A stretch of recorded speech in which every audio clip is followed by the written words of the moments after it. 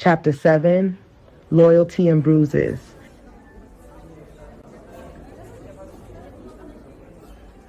I waited a week before I texted Malik.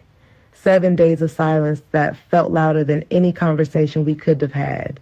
7 days of second-guessing myself, of catching my mind wandering back to that night, his voice, his eyes, the quiet certainty he carried. I told myself it was nothing, just checking in. So I kept it light, hope all is well, casual, neutral, harmless.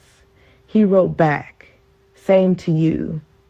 3 plain words, but they weren't plain to me.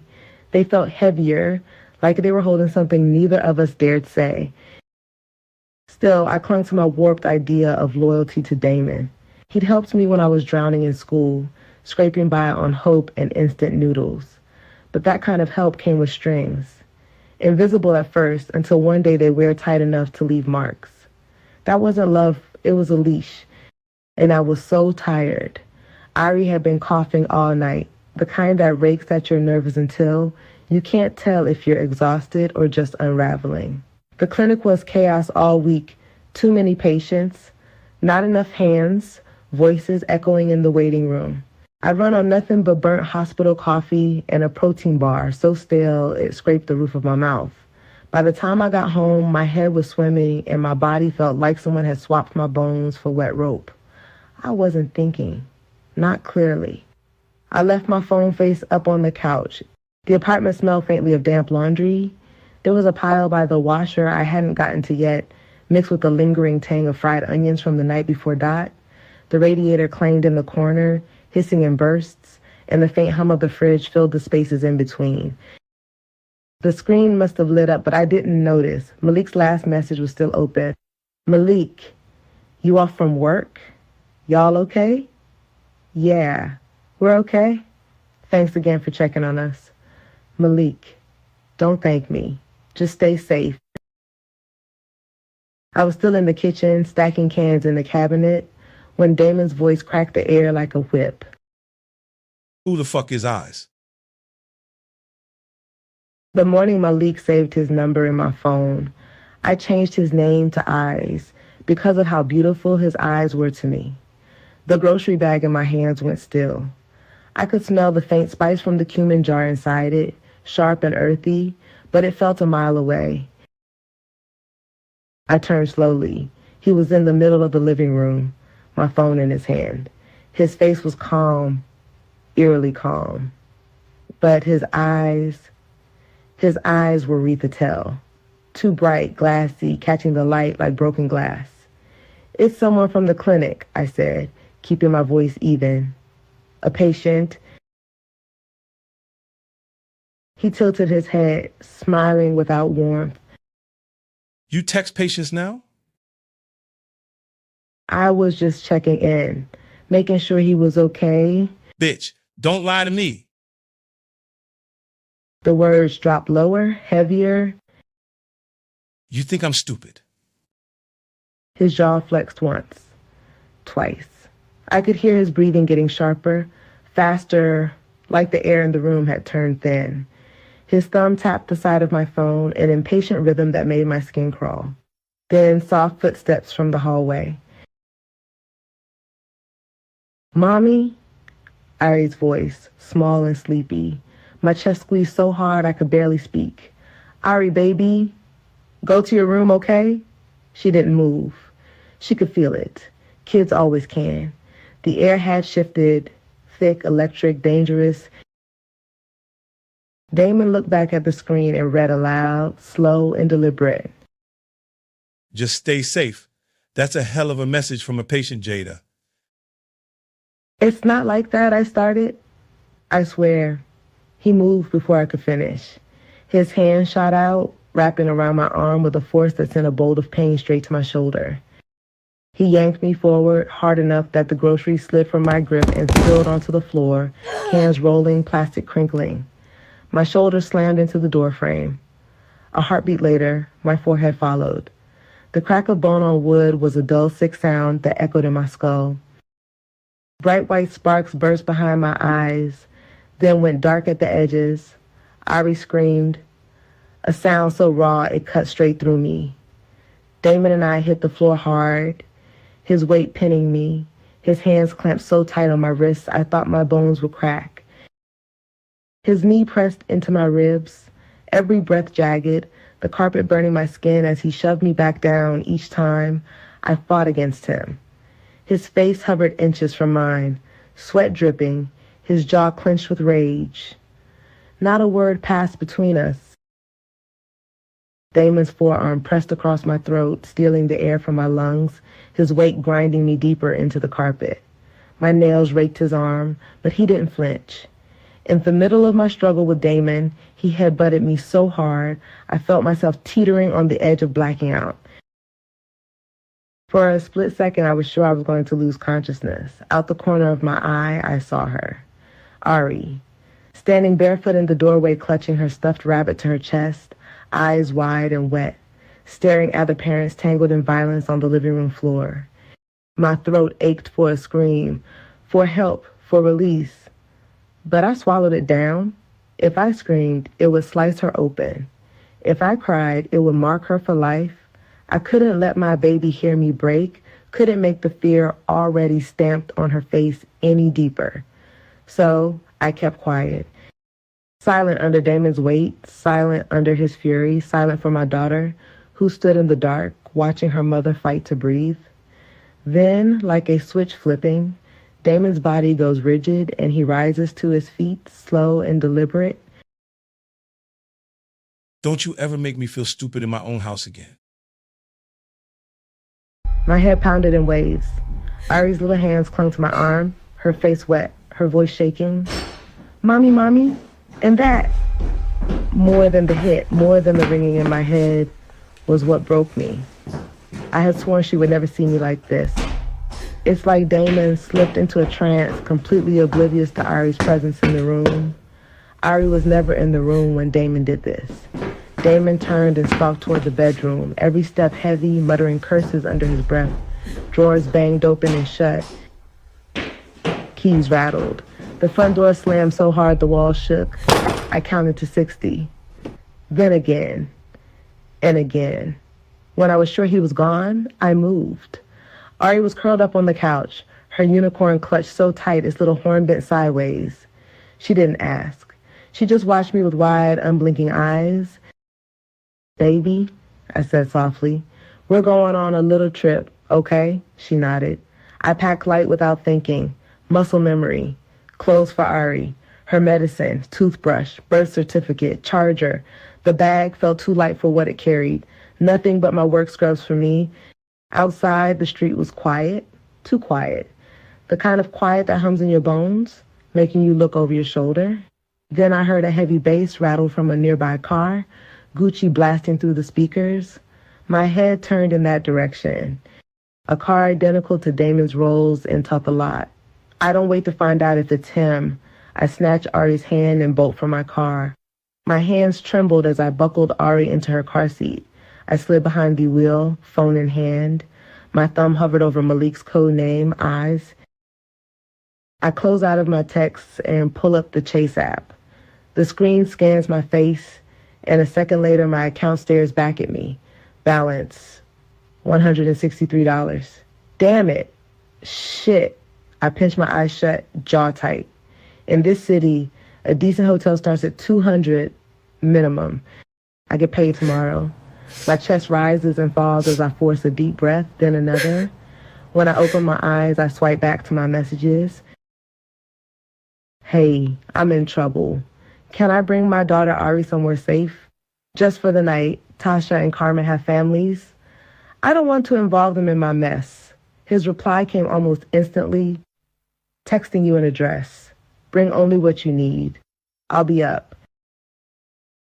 The drive was a blur of streetlights and red lights that felt too long. Every few seconds, I checked the rear view, watching Ari's chest rise and fall like she might disappear if I looked away. When I pulled up, the building looked like something out of another life, glass and steel glowing against the skyline. The doorman was waiting, buzzed us in like he'd been told to expect us.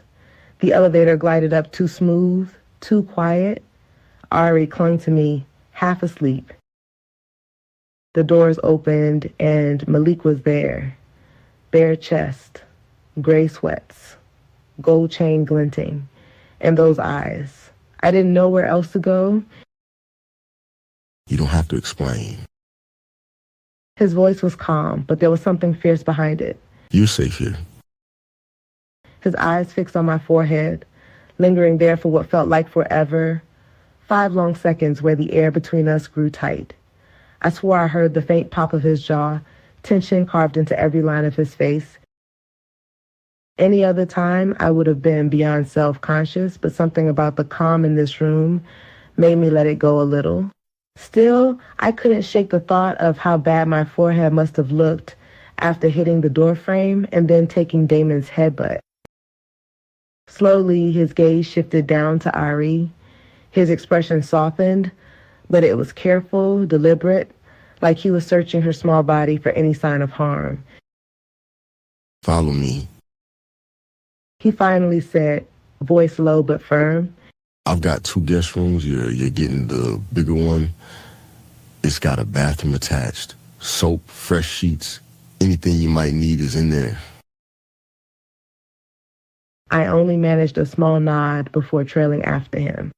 The guest room he led us to was beautiful, more than I expected, and for a second I just stood there taking it in. Ari and I stepped inside, and he spoke again, quieter this time. Call me if you need anything. Don't worry about the hour. I nodded once more. He closed the door softly behind us, leaving the space wrapped in silence. I tucked Ari into bed.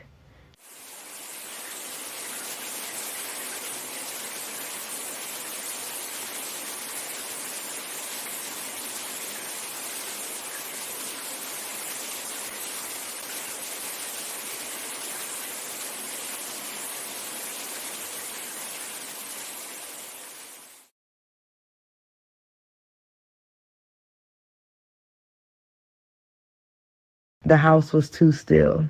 I couldn't breathe, let alone sleep. Ari was lying on her side with her baby doll asleep. So I got up, barefoot, quiet, and made my way down the hall. The TV cast a dull light over the living room. Malik was on the couch, hunched forward, forearms on his knees. He didn't look up at first, just stared through the screen like it was showing something only he could see. Then his eyes shifted to me, and straight to the swelling on my forehead, his jaw locked tight. You okay? I nodded once. I will be. That wasn't enough. I could see it, feel it. I moved to the chair across from him, sat on the edge, arms folded like I was holding myself together. Thank you, I said. His brow twitched. For not pressing me with questions. He exhaled slowly through his nose, but still didn't speak. His silence didn't feel empty. It felt loud. I can tell something is burning inside you, I whispered, my voice thinner than I wanted. And I understand. But please, don't do something you can't take back. His eyes stayed locked on me, dark and unflinching. A storm gathered there, quiet but dangerous, the kind that could swallow everything in its path. When he finally spoke, his voice was low, clipped, edged in steel. Freezer, there's an ice pack. Get it, put it on your head. My throat tightened. I nodded, but he wasn't finished. Then sleep. That single word dropped heavy between us, final. He dismissed me. His silence pressed against me, thick, unyielding, but underneath it, I felt it, the safety he was wrapping around me even when his rage had nowhere to go. I forced myself to stand, every bone in my body aching. My legs carried me to his sub-zero fridge. I opened the freezer, and just like he said, the ice pack was there, frozen solid. I grabbed it, shut the door, and headed down the hall. Behind me, his silence followed, hot, suffocating, caged with fury not meant for me, but for the man who put me here.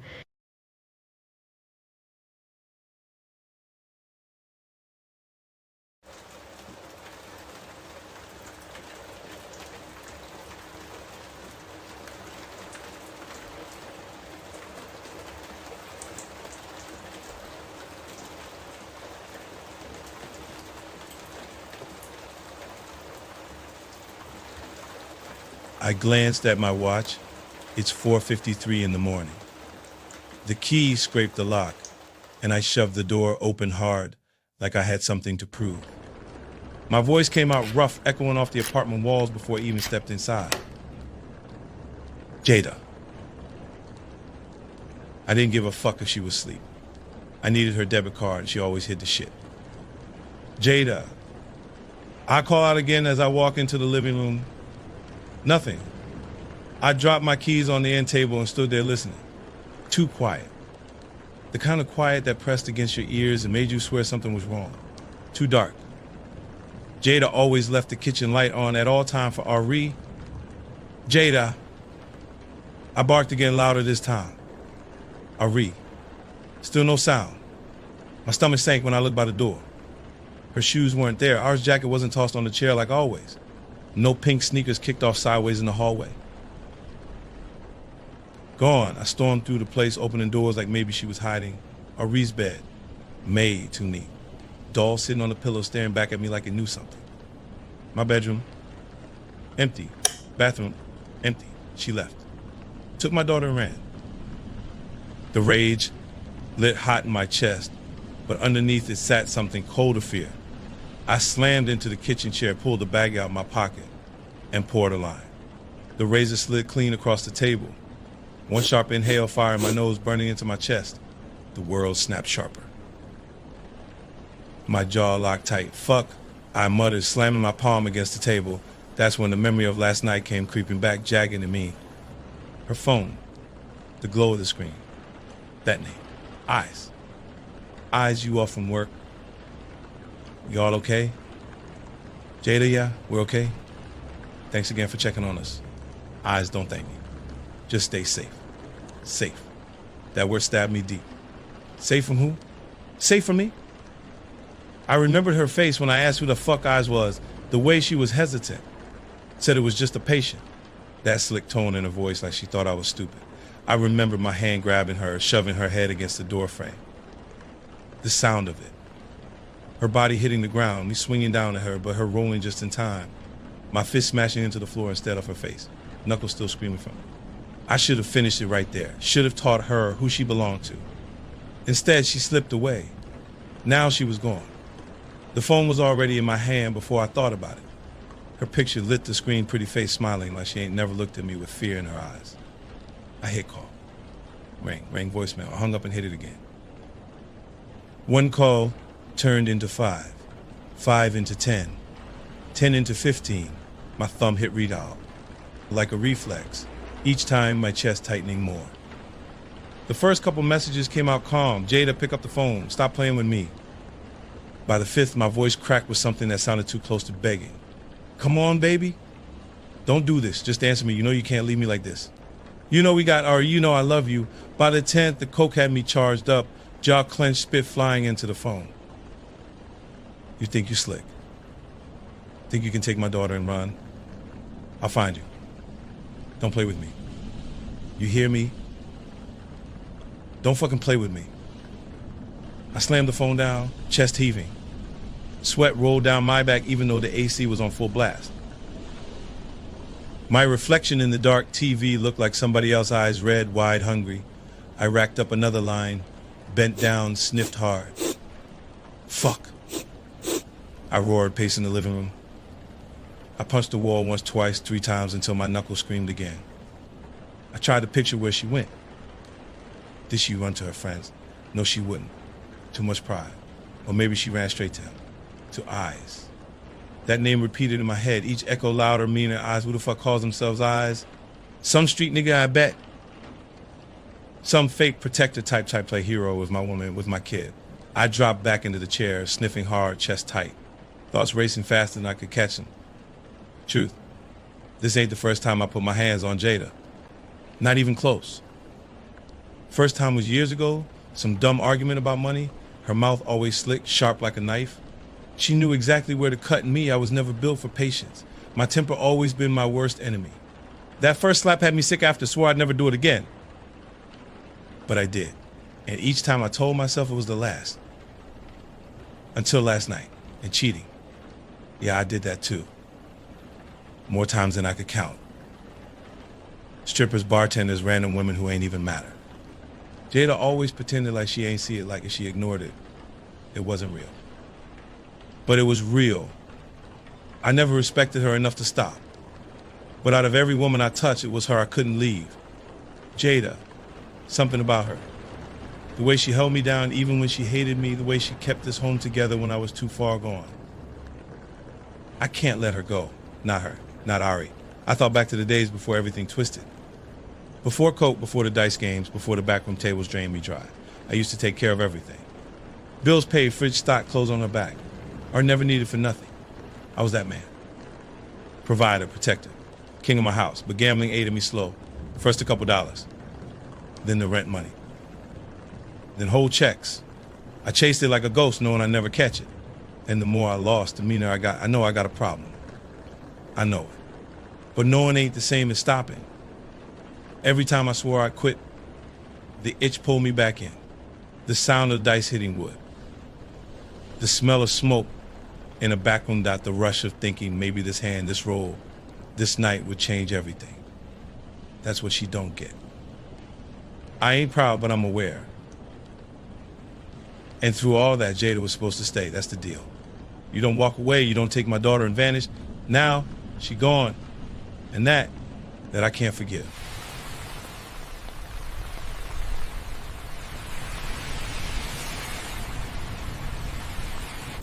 Another line of coke burned my nostrils and lit the haze in my brain. My leg bounced under the table. Knuckles throbbed from the floor the night before. The apartment was quiet, empty, but my mind wouldn't stop replaying memories. Gabrielle's face came to me like a ghost I couldn't shake. We used to be thick as thieves. Cards, dice, lines of coke, late nights counting stacks, laughing at the city like it belonged to us. Me and him always rolling together, making bets, losing bets, making it back. Everything we did together. Then one night he crossed the line. We were sitting in his spot, smoke thick in the air, money spread out like we owned it. He started talking like something inside him snapped, words I never expected, words that made me freeze.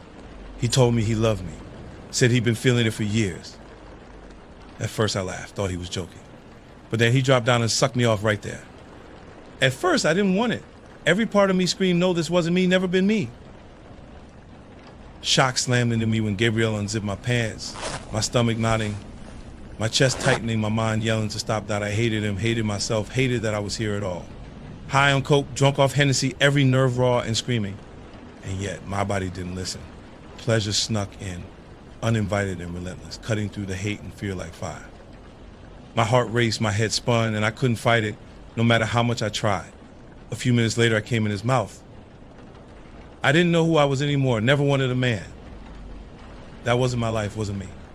I hated that my body betrayed me, hated that it felt so damn good even as I cursed myself. Hennessy and coke only made it worse, amplifying the guilt, the shame, the sick thrill that I couldn't stop. I wanted to erase it, burn the memory, forget every second. But it lingered, carved into me like a scar I couldn't cover. Hate, confusion, anger, angry that he opened the door I never wanted to walk through. So I punished him. I bided my time. Waited till he was asleep, then went through his stash. $20,000 folded tight, hidden like a treasure. If he had more, I would have took it. Next to the cash was the flash drive. That little stick of metal and plastic that had everything he swore could get him out from under his powerful family, everything he needed to be free. I took it, put it in my pocket, felt the weight of both in my hand. Money, easy to spend. Flash drive. That was leverage. That was power. That was my ticket to escape the hole I dug for myself with some guy I still owed. And he just so happened to need dirt on Gabrielle's family. And I never looked back. Not really. After that night, I went to Sasha. She fucked me so good, I forgot about Gabrielle, forgot Jada, forgot everything, but her nails digging into my back. When I woke up, $5 grand was gone. Not all of it, but the flash drive, that was gone too. Why the fuck would she take that instead of all the cash? I assumed it was to annoy me. To remind me I'd never leave Jada for her, no matter how good she made me feel. But maybe she had her reasons. Maybe she understood that power and leverage meant more than money and she wanted to see me squirm. I rubbed my knuckles against my jeans, staring at the empty apartment, thinking how easy it is to lose everything piece by piece. Gabrielle betrayed. Sasha played me, Jada and Ari gone, and me, I was stuck here, alone. Spinning in my own head, lines burning my nose, chest tight, heart racing, mind replaying the ghosts I made in my own life. Everybody slipping through my hands, everybody leaving, except me.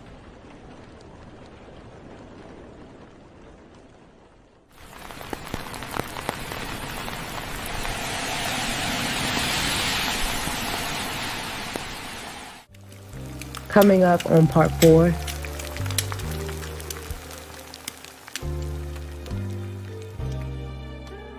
Who is he? He's nobody. Don't do it. You're not going back to him, and you're not going to a hotel, so you can just get that out your head now.